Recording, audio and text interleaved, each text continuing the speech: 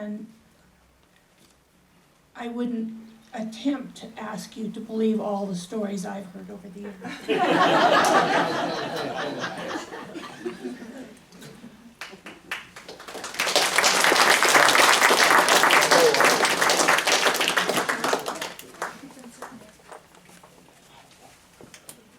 Thank you. It's a pleasure to be here with you today. I have been away from this part of the country for many years, but I always managed to get back to Sturgis for a little while each year. And this time when I was coming back, why I have a cousin here who ramrodded me into doing this, and now that she did it, I'm glad I'm here. It's nice to see y'all. So I'm going to talk a little bit about our family, both families. I'm the grandson of Henry Fruth and the grandson of Ezra Bovee. And the Bovees moved out here in about the late 1880s and started in Deadwood. They got married there, and some of my grandmother's people were living up in Central City, and they then moved down to Sturgis, and after that moved out and out Butte Valley, and then homesteaded on the Butte. Excuse me? We're having trouble hearing. Okay. And they You need to speak louder and get closer to me.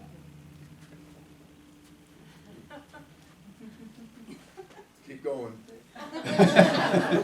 they homesteaded on the Butte, and they had both of their parents or grandmothers were there, and they also homesteaded part of it. So a couple of the kids homesteaded, or didn't homestead, but bought a homestead, and so they wound up eventually owning just about 2/3 of the Butte and the land around it. And they lived over on Spring Creek for a while, and then built another house a little bit south of that. And they had their first children. They had 10. No, how many kids did they have? 10. I think I can't remember. But one of them passed away after birth, and they had been living on the north side of the Butte, and my grandfather had an accident in 1925 riding a horse, and it fell on the ice, and he broke his leg, or they never knew because they never ever went to the hospital. So he let it heal, and from that time on he walked with a crutch and a cane. And they decided that it was a little bit hardship on the north side of the Butte. If you've ever spent any time over there in the winter, you will know, because it's in shadow all the time, and the snow tends to stay there forever.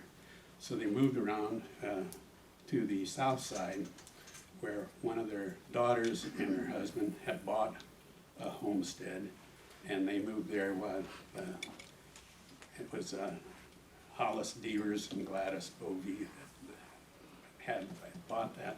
So they moved to Rapid City, and they decided, we've got to find something for Grandpa to do, and he was pretty crippled, but he could get around. It was amazing how he could get around. And so they decided to throw all of their money and land together and started a company called the Bear Butte Company. And they figured it'd be a good idea because Grandpa Bovee, like all the Bovees, was a good storyteller, and he could entertain tourists. So with everything going on in the Black Hills, they figured that'd be a good deal. So they set up the company, and they started building trails on the Butte. And they built 3 basic trails for hiking and also for the burro rides. And the part of that was in certain places, and I have pictures over here where it was real steep. They built steps, and they took plank and put steps on it, and so you could walk up because it was a little bit too steep.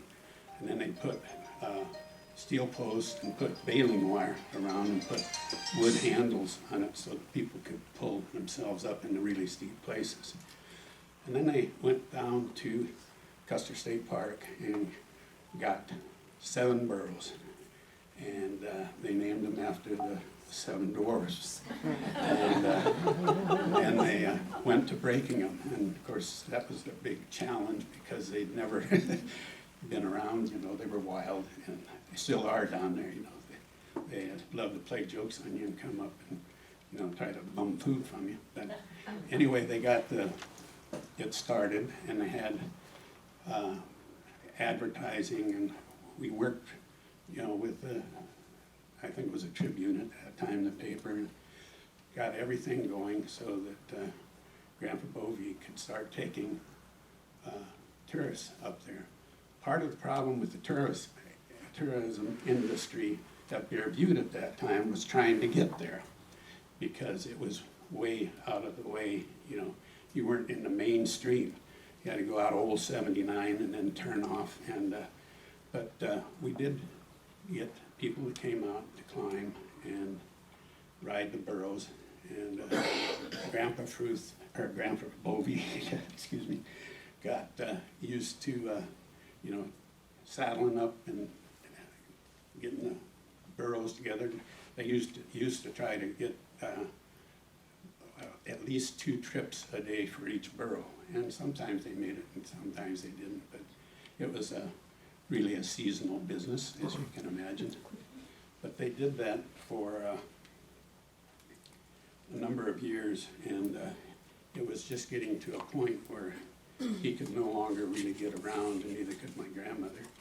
And so they decided that maybe it'd be a good idea if my dad, who had just, well, he didn't get out of the service, but he was working in the PX at Rapid City Air Base, came back, and that it would be a good place for him and his family. So we moved out and took over the burro business, and we thought, well, it'd be kind of nice if, you know, the situation be kind of nice if we could raise something here. So for some reason, he decided that since it was a mountain, sheep would be good. And nobody, I think, out there had raised any sheep or were raising any at that time. And so the first thing we had to do, since Grandpa had been there for a number of years and nobody had touched the fence, so most of it was lying down, and so we had to build a fence. So it took about 5 years to build the fence, and so we didn't have to herd all the time. But we had the Butte, and during all that time, the family had great love for the mountain, and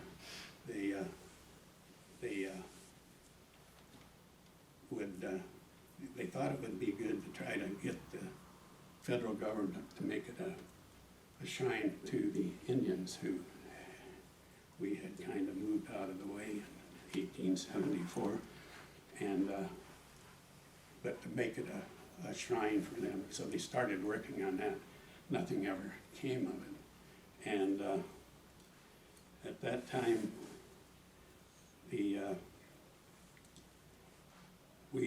my father passed away, and having the sheep, my mother couldn't take care of that, and so they had been working to get rid of the Butte, and they finally, with my Uncle Harold and Dick Williams working, they got the state to buy it, make it a state park, and that was in like 1961 or 2 that they bought the park.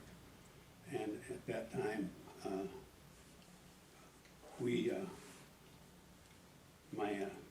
my mother and sister who were living out there moved back to town, and that was kind of the last that we had to do with the Butte.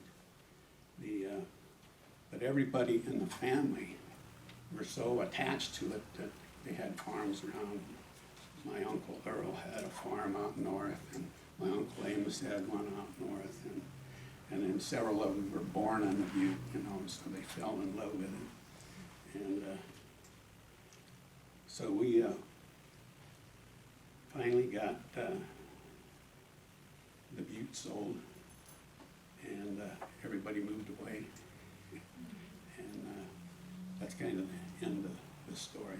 If anybody has any questions about anything, I'd be happy to try and answer them. Yes.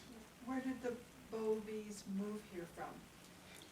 Well, Where were they were from, well, they were born, my granddad was born in Illinois, and I think my grandmother was born in Erie, Pennsylvania, but then she was born in Iowa, in Marengo, Iowa. And he had moved to Iowa, and not in the same vicinity, but they came here from Iowa, yeah. Yes. My dad was one of 5 Navy doctors that was stationed at Fort Meade. And so they loved the area, so they went out to Bear Butte and rode the burros. And like you say, they were named after the dwarfs. Yeah, water. Oh. Anyway, the burros were named after the dwarfs, and my dad's last name was Trumpy. And wouldn't you know it, he got the burro named Grumpy. So it was Trumpy on Grumpy. But one of the things that happened while we were there in 1947, the National Geographic Company decided to come out and do a write-up on on most of South Dakota, but they came out here and did the Badlands and talked about the School of Mines and what they were doing there, and the Stratosphere Bowl. And then they came out to the Butte, and we have a picture that's up here somewhere of my granddad leading a burro train up the Butte, and that was in the 1947 National Geographic. And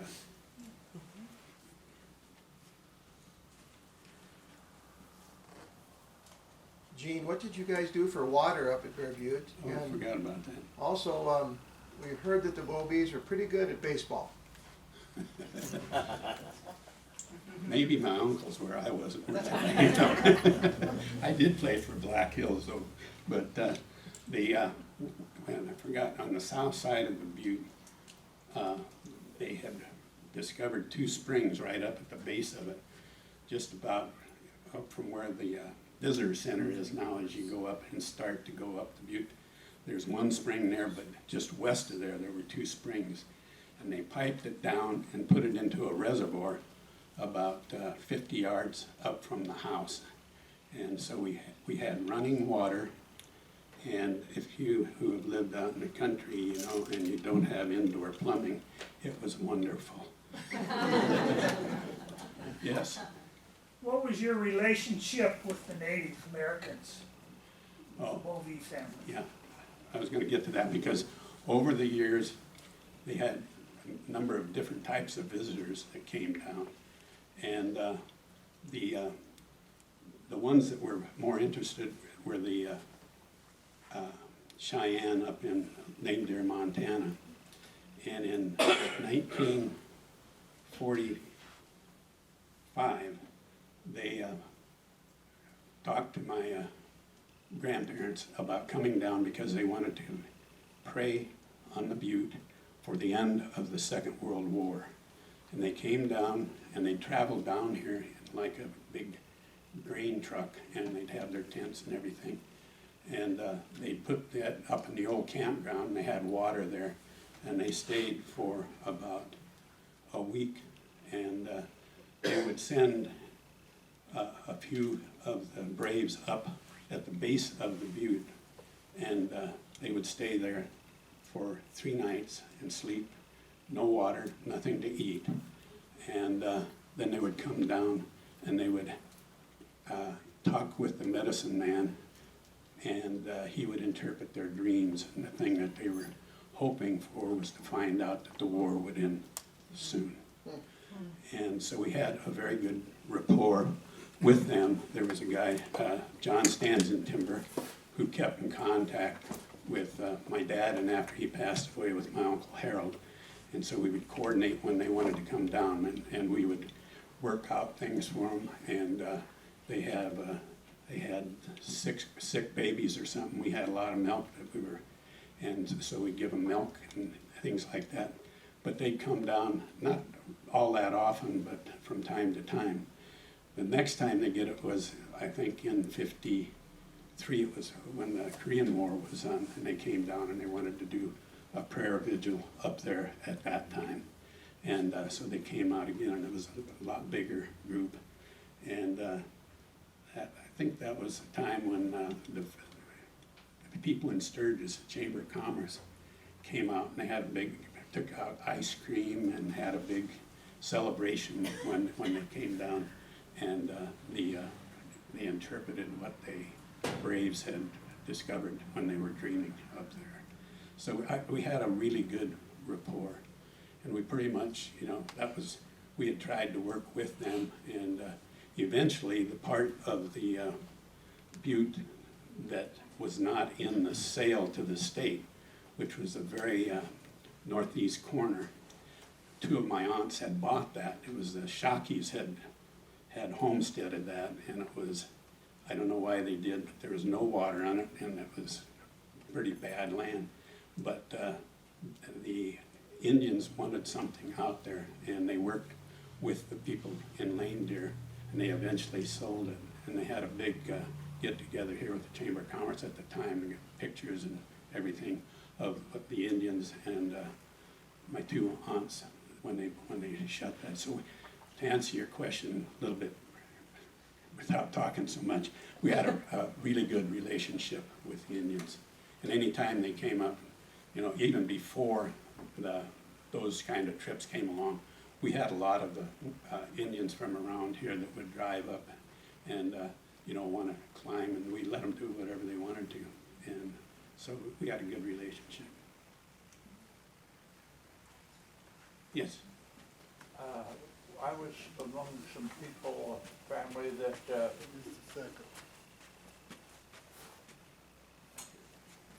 climbed the Butte in 1943. You gotta turn it on. It's on. Was it not on? It's on. It's on. Try a little lower.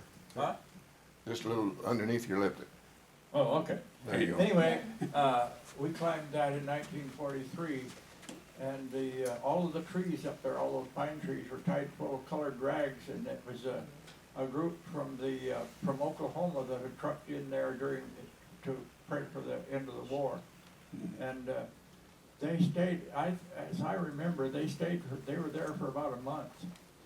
Yeah, they could have been, because that's where the Southern Cheyennes were. Yeah. And the reason the Cheyennes were there, if you don't know, is that it's the holy mountain of the Cheyenne Indians, and it's where their sweet medicine got the golden arrows from the, I can't remember the name of who their god was.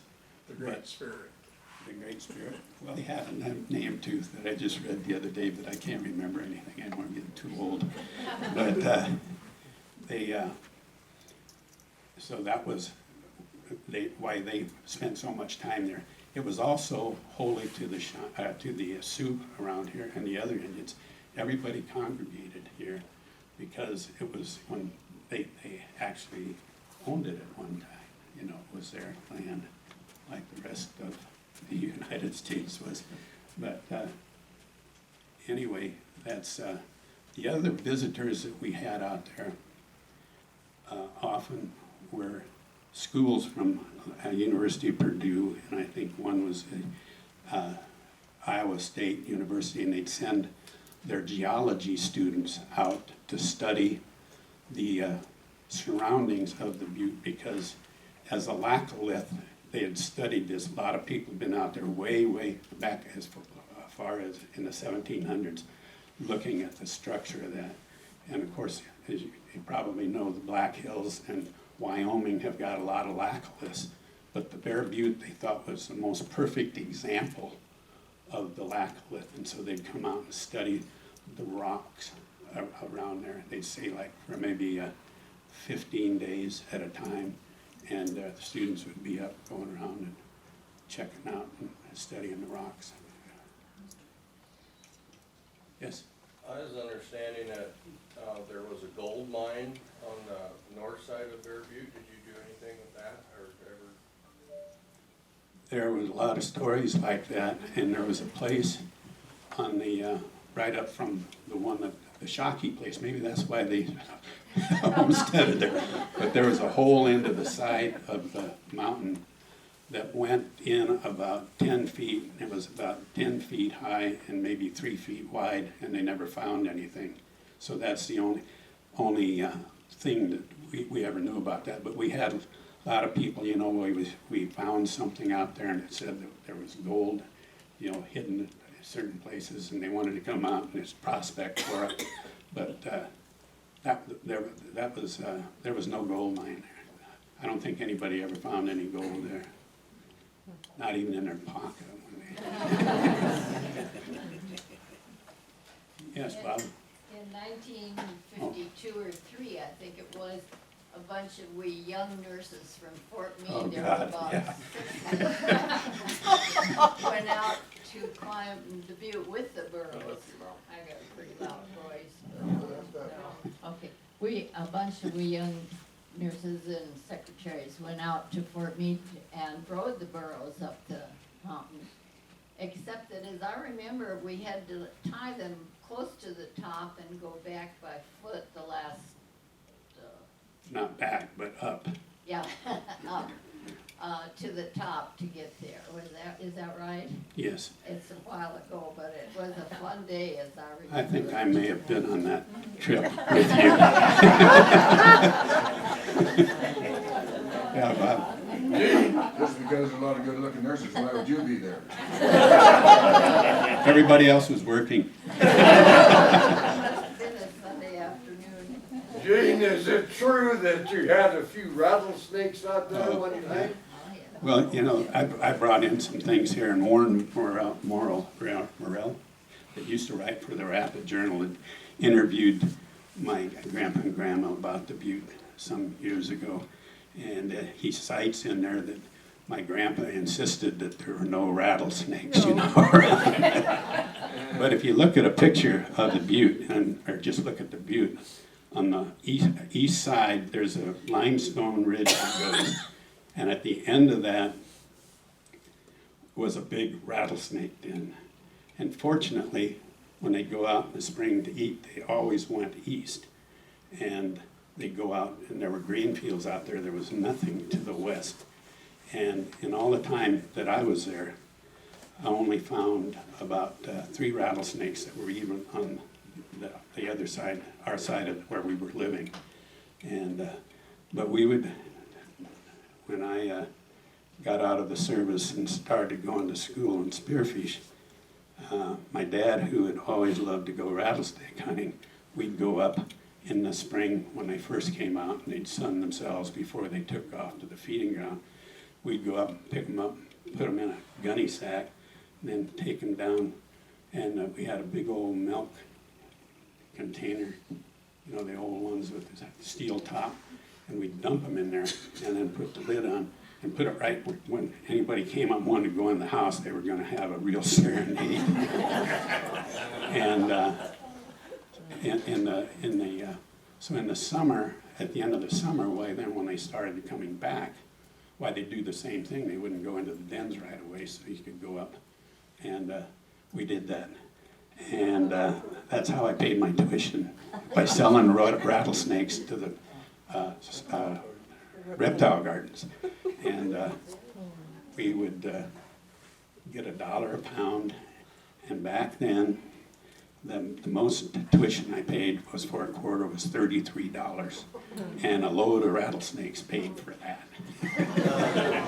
So yeah, they were, but when the state bought the Butte, they filled that thing with concrete, so it's all plugged now. So if they're rattlesnakes, they're not coming from there, unless some of them you get out some other way.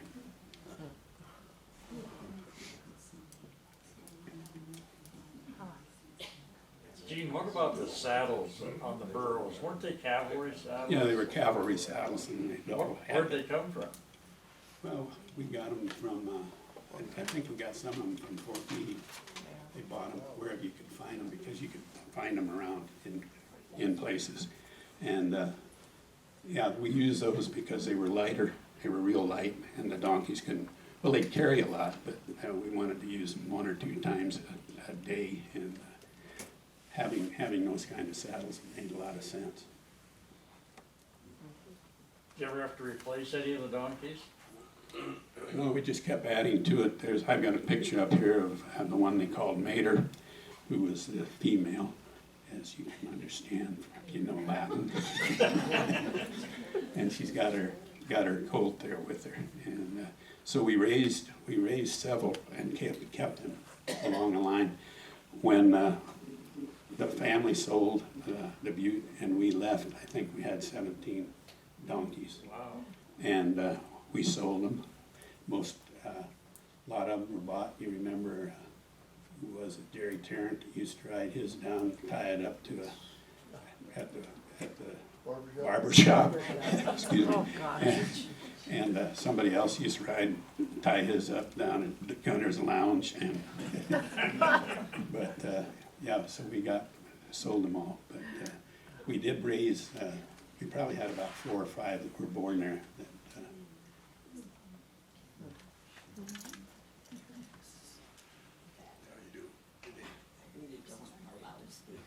Anyway, when I was in high school, or maybe or middle school, we used to walk up the Butte every Easter Sunday and have a sunrise service up there. Yeah. And I think Bruce Lushbaugh and Cliff were there. It was a Methodist church. Do you remember that? Mm-hmm. Do you? Yeah. Yeah, because Barbara always got up, and she had to go up and lead, Yes. run up and make sure everybody didn't make it. I remember one time Barbara had a birthday party and we got to ride to the top of the Butte. Yeah. And I was born on a farm, but I never learned to ride horseback, so they gave me old Doc. He was the slowest one. He was the oldest one. But talking about the nurses, yeah, they did come out, and I took them on a special trip, and I think one of them got knocked off by a branch while we were doing it. But the reason it didn't go all the way to the top, because at the very end, it got very steep. And so we had 2 rides. One went to the first stop, which was the saddle. I don't have a picture here, but it's got the saddle and then another saddle, and this is where the chimney block was. And we'd ride one right in front of that, and then the other one went farther up to the next saddle, and we'd tie them up and then walk the last. Because that was way too steep. Anything else? Yes, sir. Dick Williams, he was the principal of the grade school here for many years, and he worked with the Indians a lot. And he told me a story, and he said, this is true. So he said he's invited into the teepee of the Cheyenne Indian, and they had sacred arrows on the blanket. Yeah. And he said, can I take a photograph of that? And they said, sure, go ahead, but nothing will come out. So he took a photograph, and he had it developed. There was no arrows in the picture. Yeah. Now, he said, that's true. He said, And he wasn't even related to us, but. But the other thing that he did, he was invited into one where they were smoking the peace pipe, and he turned around and blew his smoke toward the chief, and that was a big no-no. But he worked long and hard with our family over the years out there, and when we get people coming in, we had them come in from Washington to check out the Butte, to see what they thought, so they could go back and make some kind of a recommendation. And so he was a big help to that. have you ever heard that story that Dick said? Okay. Why is he laughing? It doesn't sound real, but it is. Dick said there was no arrows in that picture. Yeah. Okay. Well, since I murdered that one, why? Thank you. We ready to go on? Yes? Oh, I was going to say, when you get through speaking, I want to speak about something here. Okay. Okay. Well, in the Fruth Hotel. Yeah. Well, the Fruth Hotel, my grandfather was born in Germany, and his parents died. He was when he was about 15 years old, so he was kind of on his own, and he worked and worked and worked, and he had read a lot about America, and he thought he wanted to come over here. And so he saved up enough money, and he got on a boat and went to the United States and made his way. Oh, he met somebody on the boat who said that South Dakota would be a good place to go.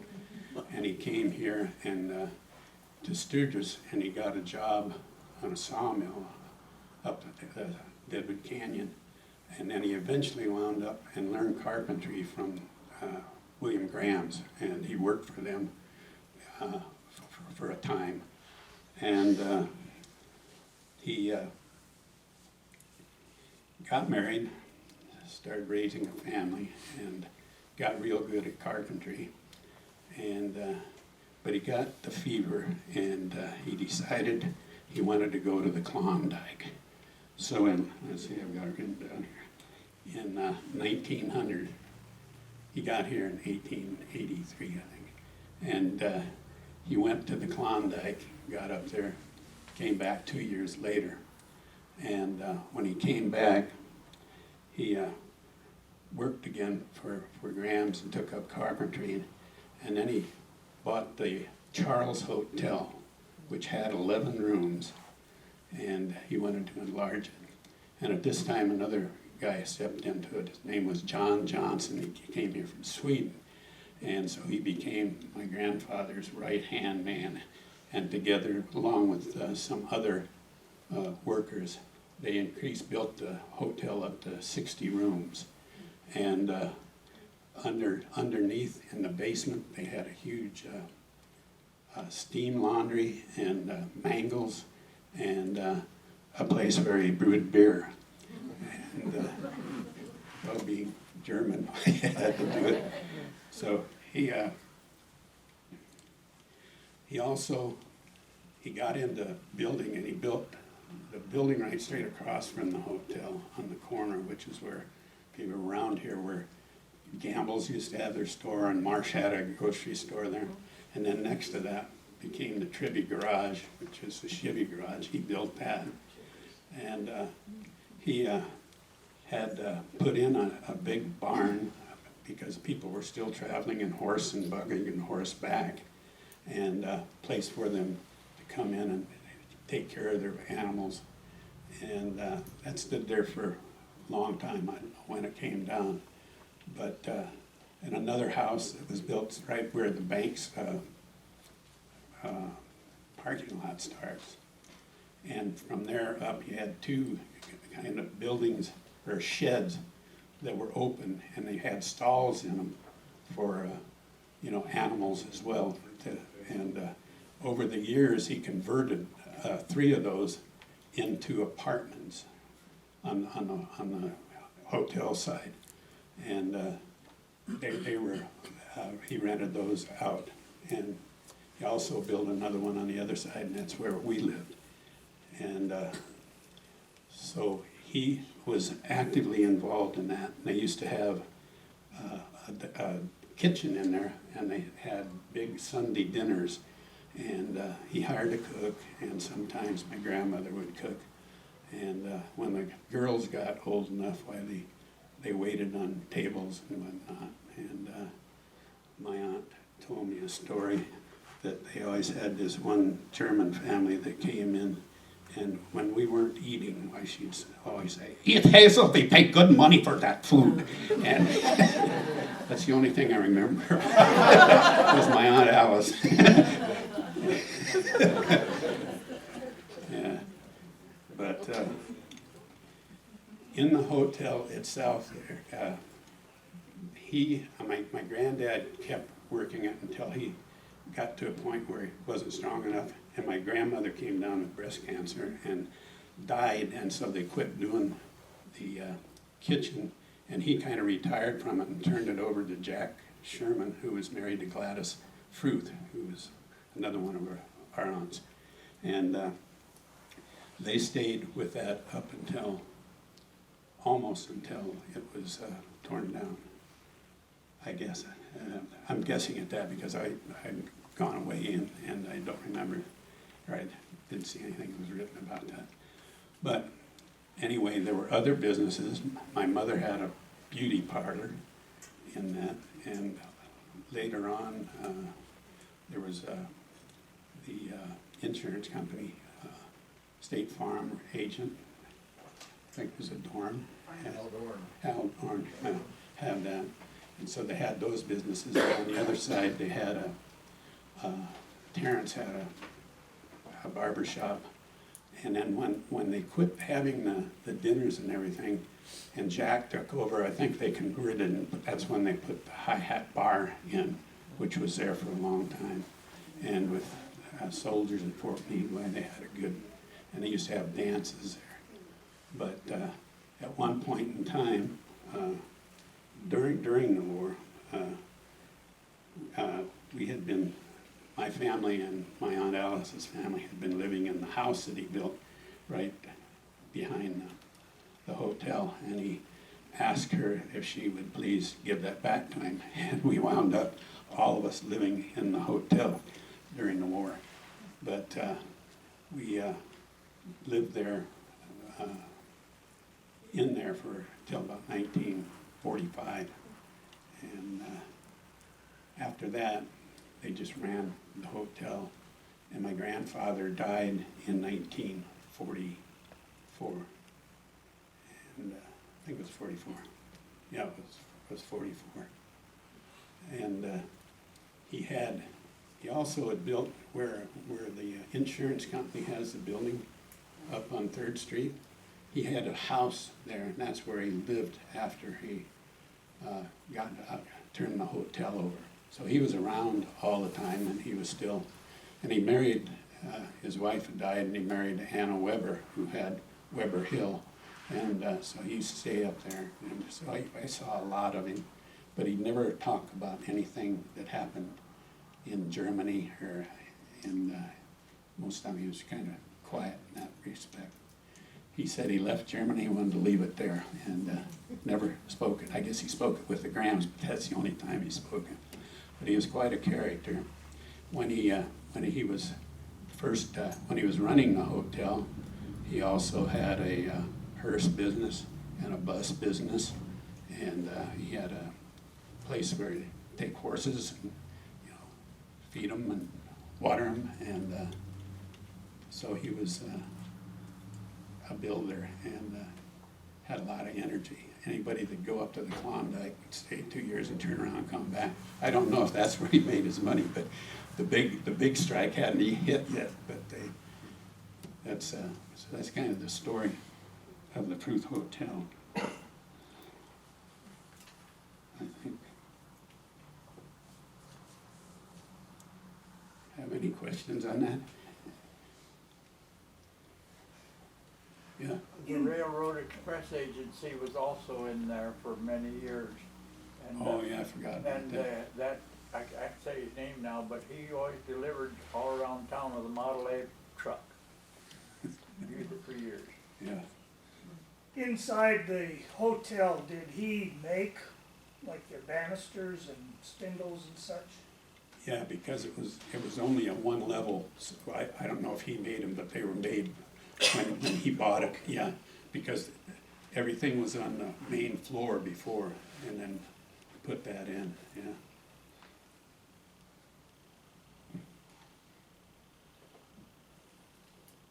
I got an empty mic here if anybody wants to talk through it.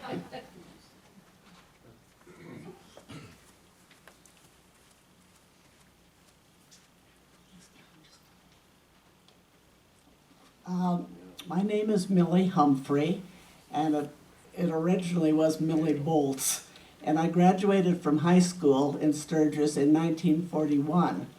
And the first year after I graduated, I worked for Urban Peregrine at the courthouse, And we used to, everyone in the courthouse, we used to bring our own lunch, and we had a certain place where we'd meet and we'd all get together and visit. And I remember Amos, at that time, was clerk of courts. And we'd get to talking about horses, and I can remember I really missed being out on the ranch because I'd grown up on a horse and didn't have anything to ride. And he said, well, I have 2 horses that need exercising. Why don't you come over and exercise my horses? And I remember their names, Blue Bonnet and Red Wing. I can remember horses' names, but I can't remember people's names.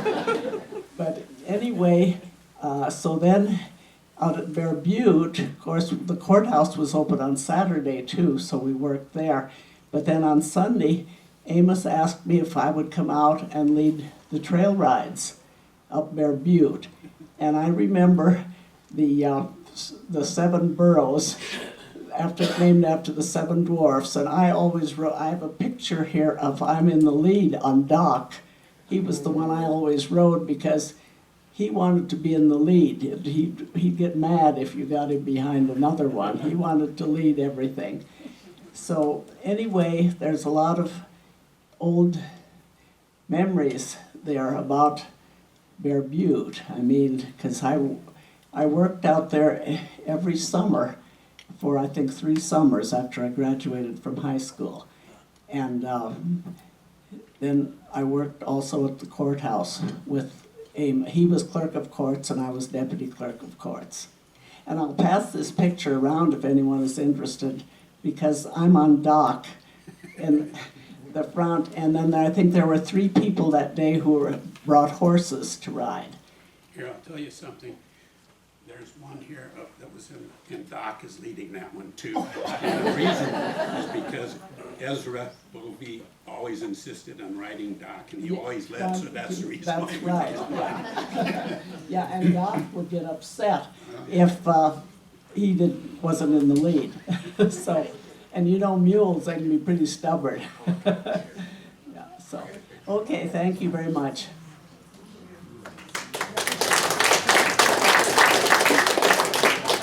My grandfather would have said they aren't stubborn, they will really work with you. I have a mule now that I ride. Oh, well, see, these were burros, they Yeah, I weren't know, mules yet. but they're all related. Gene, I heard you had a nickname, Doc. A nickname Doc. What was the personality of the mule? Is that what he's referring to? I don't know what he's referring to. Well, he's a doc. Yeah. How about the register? Oh, yeah. Shirley's register. Over here, I have 2 registers from the Fruth Hotel, one from 1914, I don't know where the other one is, but it's, and I was surprised Push how the many people microphone and up. where they were. Push the microphone up. I was surprised when I looked at it, how many people would stay there and where they're from. They're from all over, not only South Dakota, but Minneapolis and other places. It's kind of interesting to look at. And there are 2 of them there. There's from Germany, Australia. Yeah. We could read that thing all day long. Yeah. What surprised me is it's as many pages as it is for, and that was only for 6 months, that one that you gave me. Yeah. Or they come in from Tilford, let's just say, and spend the night because they couldn't get in, do their business, and get back home. Oh, yeah. So close by people. He probably took a long time watering their horses. Well, you have to make money somehow, you know.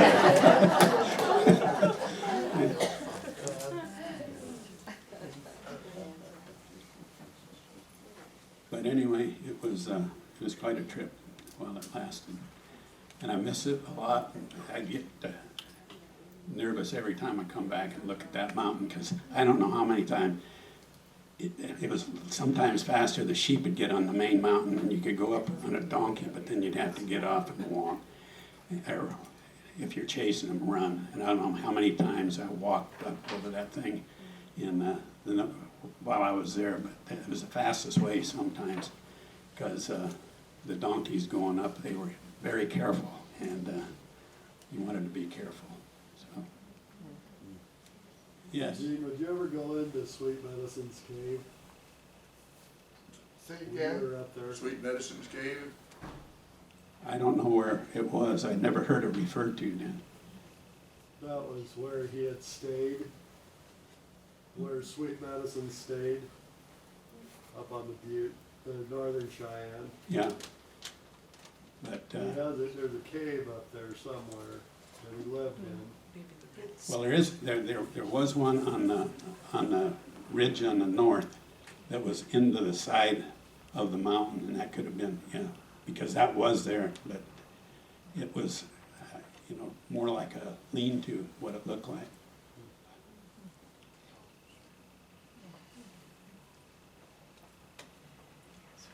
anybody else have anything?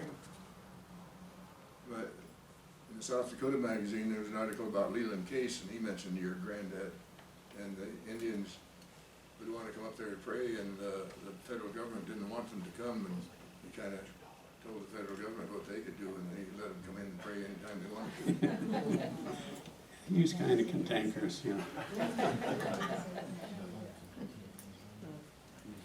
One of the things, he mentioned Leland Case. The Cases lived just on Spring Creek across from behind the Bovees when they were on the north side of the Butte. And when my dad was born, Francis Case's father rode to Sturgis to get the doctor to bring her out. So, and so we, I found this on the web for Father. you got to drop a name every now and then to get by in this world. Yes. Did you have electricity? Yes. No. That's my wife. She's always got it. When we moved out there, we didn't have we moved out in 48, and we didn't have electricity until 53. And they ran the rural line out. We were at the very end of it, and they forgot to hook us up. And, well, I don't mean that. They forgot to hook up the meter. And about 10 years later, or 5 years later, they came back, and they had a bill. Well, here, an iron used, once a week will use this much electricity, and your refrigerator's going all the time. And we got that kind of an itemized list from the co-op over there. And we thought, yeah, we really made it. They kept us from having electricity forever, and then they were going to make up for it, for all those. Yes, he wants something else. Where did you sleep? This is getting really personal. But, when we had, there were my sister Barbara, my sister Sherry Lee, and myself, and we had one bedroom and a living room, and Barbara slept in the living room, and we had a sun porch, and that stuck out to the south of the house, and they always put that stuff to keep the wind out. Well, I slept out there, and first it was so cold, and my mother gave me a hot water bottle, and it froze in about 3 minutes. And the wind would blow, and I'd wake up in the morning, and somehow it got through all of that, the window and the vice screen, or whatever they call it, and I'd have snow on my bed. And my little sister used to eat supper, and if you have to move her plate because she'd fall asleep. And so I'd pick her up, and I'd take her in, and I stuck her in the foot of my bed. And then, when I got ready to go to bed, I'd take her out and put her in her own bed. And she was sound asleep, and it worked wonderfully. They'll never let me live that down. But it was great, because that's the only way you could go to sleep out there, with your warm feet. It's better than a hot water bottle. Yeah. I see something plunking around in your head there, Doc. Oh, I'm just an old mule. Where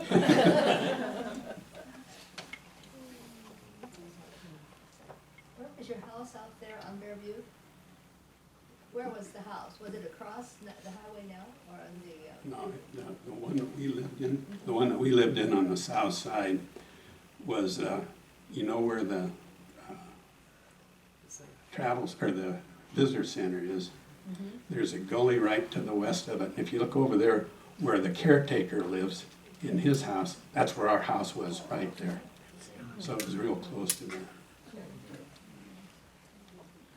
And it leaked a lot of air and snow.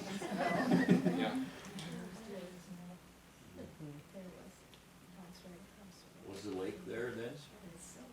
Oh yeah, the lake has been there for a long time. The lake's been there for a long time. Yeah.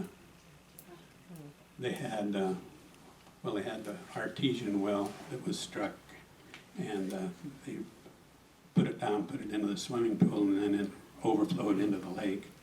And then the state, I think, took that one, or the government, and so Malin's decided they'd try to drill another one over on the other side. And they drilled another one, and it kind of affected the one that was there. But there were 2 artesian wells that were dug there. And one of the bad things about that, several years later, why the ground kind of sunk a bit. Was that all WPA? In the mid-40s, somewhere in there, Baker boys were gonna climb Bevere on the west side in a Jeep. And and at that time, the Jeeps had no oil pump. And so it just laid in the pan. They got up so high that they lost oil pressure and they had to turn around and come back. But they just backed down. But do you remember any of that? No, on the west side? It was in about 44, 45 in that area. No, I don't remember. On the west side, yeah. Yeah, that would have been pretty difficult, because that's pretty steep. Yeah, they got up high enough that they lost oil pressure and had to quit. No, I never heard that. What year did they start the swimming pool on Fairview? Do you know? Or probably somebody in here would know. Well, it was built by the CCC built it and built the buildings there, so it had to have been in the late 20s or around that time when the CCCs came. And they ran the water, they had piped it so that it would go into the swimming pool and then go out and go down into the lake. But that would have been, my guess, it would have been just before the Second World War that it was done. Because that's when all the Civil Conservation Corps was around. 30s, actually. Late 30s instead of 20s. What was late 30s? Yeah. Oh, you're right. Did I say 20s? Yeah. That's all right. I'm sorry, Dwayne. You're entitled to one error. I think I made a few more than one. I looked at the album that Pearl Hoyle had, and she had a picture of Jack and a couple of other boys that rode their motorcycles up on that west. On the west side? No, I think they went up the trails. Yeah. They went up the trails and they came down on the rough side. Yeah, they came down the rock side. The Rovere boys and I climbed the west side one time, and we decided we'd never want to do it again. It's not if you'd ever slipped and fell, Yeah, you were done for, yeah. Well, that was the easiest way for you to get from Revere's over to the Butte, so Francis Haley rode his horse up there once. He did? Yeah. Well, Francis Haley would do about anything. Including riding in a rodeo when he was in the Navy, and he wasn't supposed to be off base, and he broke his back. You remember that? Francis Whaley, and it was what he called himself, and so the Navy wouldn't find out about it, because he broke his back and they found out about it. He's been known to ride one or two in a bar too, I think. The older the stories, the better they got. Right, yeah. Well, if it isn't true, it should be. Well, thank you all for coming and putting up with me. And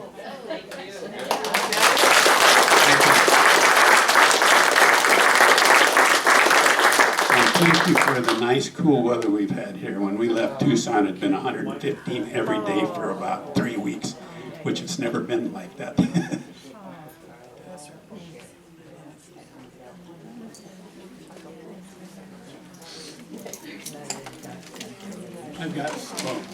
I have some pictures and some things that you might be interested in seeing about the Butte.